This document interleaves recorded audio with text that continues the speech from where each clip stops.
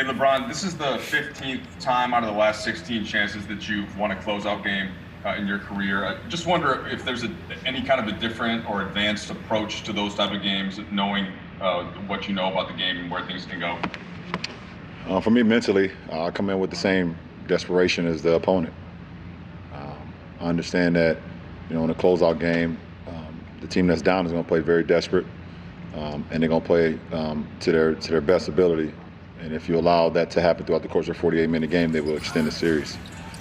Not saying I'm always successful on closing out the series, but that's my mindset. My mindset is to be just as desperate as my opponent when I approach the game, when I'm out there on the floor, and then live with the results. Frank Vogel just told us that he's thrilled with how the defense has been playing. Just wondered if you could trace us through the season as you guys have evolved, the different looks that you've had, and the level that you're at right now as a team. Well, from day one, Coach Vogel and the coaching staff said that we need to be the best defensive team in the league, and we took that to heart. And we had some good months. We had some great months. We had a couple weeks where we were not that good defensively, but we're hitting our stride at the right time, and that's in the postseason. I think for us, we continue to get better and better throughout this postseason run so far, and we want to continue that going into the next round. Hey, LeBron and Steve, you guys have had several guys on the team as the year has gone on go through their doldrums, but a lot of them, not even having to name names, came up big in this series. So what have you guys done as a culture, as teammates, as a coaching staff to keep guys on the course so that they can perform at the biggest stage? Just keeping the main thing, and for us, it's the opportunity to play for a championship. That's what we're all here for. That's what we all signed up for, and everyone has to make sacrifices in order to do that.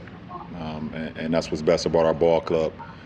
There's games, there's rounds, there's minutes, there's quarters where your number is called. There's sometimes where your number is not called, but you always have to have your mind into it and keeping the main thing. And we have guys step up at times, and we all feed off one another. So it's very important and very key for our ball club. Hey, LeBron, it's Tanya. You've talked a lot about understanding the importance of this franchise getting back to winning, getting back to competing for championships. You talked a little bit with Cassidy on the walk-off about how this is why you came here. And it's been 10 years since the Lakers have been in the Western Conference Finals. Is it personally valuable for you to think about that aspect of it and the pressure that comes with being the guy expected to lead the team and to lead the organization back there? Yeah, I know what it comes with. I know what my name and my stature and what I've done in this league comes with whenever I decide to join a franchise. Either if it's starting up my first 7 years with Cleveland, my 4 years in Miami, going back to Cleveland 4 more years, and then coming into this franchise. I know what my name comes with, and it comes with winning. And I take that responsibility to the utmost than anything, because I am a winner, and I've always been a winner from the first time I ever played organized basketball. I was taught the game the right way from my Little League coaches. They taught me how to play the game, play for my teammates. It's never about you, and the true definition of there's no I in team. And I was able to win doing that and just learning the game from 9 years old all the way until I became a professional at 18. So, and I've won at every level, so it's always kind of worked for me. And so I understand what comes with that. I understand, the Laker faithful and what they felt, or maybe we're going through over the, I would say the last decade of not being in the postseason, not competing for championships, and whatever the case may be. And I took that responsibility as well. So I'm happy I'm able to do, a little bit of part of it, and the rest of my ball club and the coaching staff and everybody that's put the sacrifice in trying to get us back, getting this franchise back to compete for a championship, which we've done all year. Hey, LeBron, it's Bill.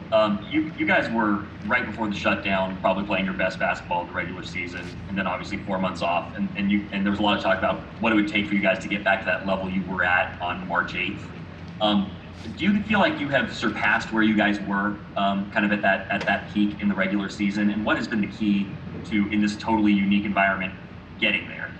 I don't know if we surpassed it. But I just believe right now we're playing good ball. I mean, it's so hard to think back to where we were.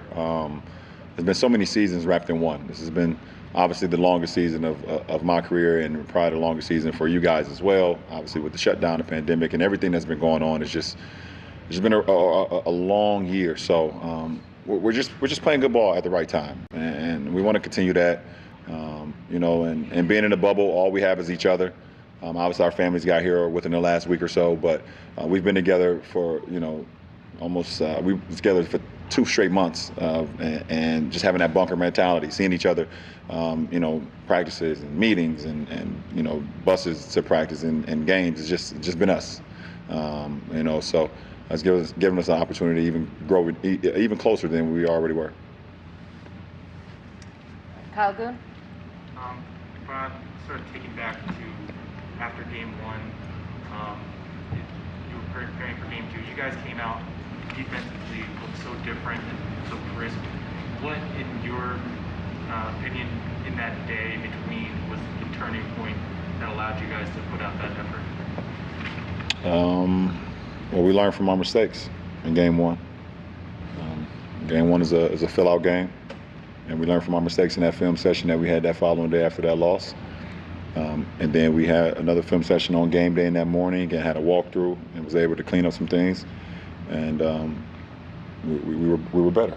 And that's what you want to do. You want to continue to grow throughout a series, put yourself in winning positions as much as you can throughout 48 minutes. And that was the byproduct of it. And just as a follow-up, is that, in your experience, a characteristic of a championship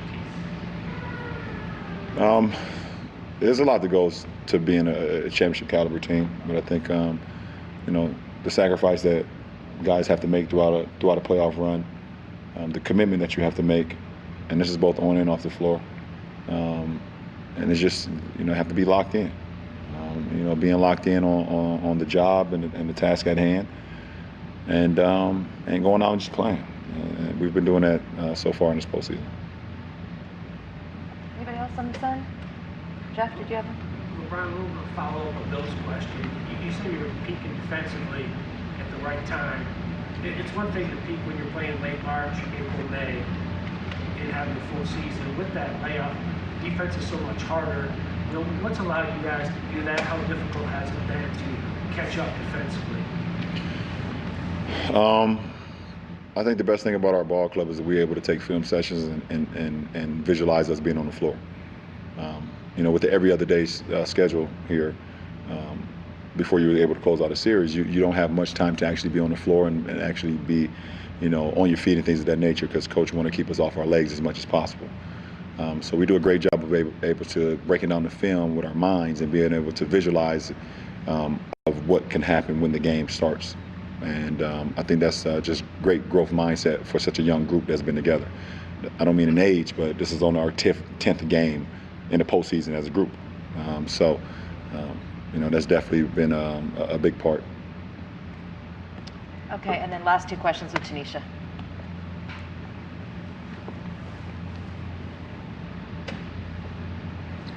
Hi, LeBron. Second quarter, the Rockets cut the lead to 7 points. You guys went into that timeout. You come out, hit that corner 3. Third quarter also, they cut it to 7, and you hit that long 3, which kind of got you guys on that run there. And I'm just kind of wondering if those kind of potentially momentum shifting moments, what's kind of your mindset, I guess, in terms of just kind of wanting the ball, and also in terms of just getting yourself in the right frame of mind to be able to kind of execute a play at that moment? Well, obviously you can tell throughout the course of a game, throughout the course of a quarter, if momentum is being shifted. And we've seen that from the first quarter to the second quarter. Houston came out, hit a barrage of threes, was able to get into the lane, cut the lead. And if I'm on the floor, I have to try to, seize the opportunity to kind of stop the run, either get into the free throw line, get a layup or a dunk, or get a good look. And that particular 3 in the second quarter, I was actually off the ball, and was able to, get a pass from a teammate, and I was able to hit a live dribble 3.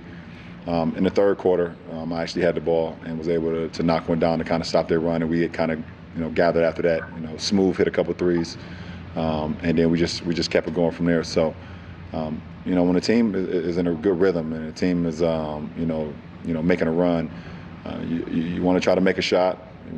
More importantly, you hope to get to the free throw line and kind of stop the run, slow everybody down. But getting one to go through helps a lot. Last question, Anthony Slater. Yeah, I know a lot of tests are ahead, but is this among the top defensive teams you've been on in your years? I've been a part of a lot of great defensive teams. Mike Brown was a defensive coach, and we played some exceptional, basketball, on the defensive end. And some of my early days in Cleveland. In Miami, we flew around. We weren't the biggest team. We didn't have great size, but we had great length and great speed. And Spo challenged us to use our speed, covering the interior and then getting out to the exterior as well, and keeping guys off the three-point line. So we flew around. So we were really good defensively as well. This is a really good defensive team too. I mean, we have multiple first-team all-defensive players. We have defensive player of the years, and AD and Dwight. Before the shutdown, obviously Avery, who's been a part of so many first-team, second-team defensive teams. Danny was on a team last year as well. I'm not quite sure if I've been on any, but I know what I can do on the defensive end as well. So, it just helps our ball club, and it just trickles down to everybody else. So we fly around, we protect each other, and that's the most important. You're going to have breakdowns because we all are NBA players, and there's just great guys on the opposing end. So when you break down, you have to have guys flying around, rotating, and you can trust your guys behind you. And when you have that, it helps you be a pretty good defensive team. All good here. Thank you, LJ. Thank you. That was LeBron.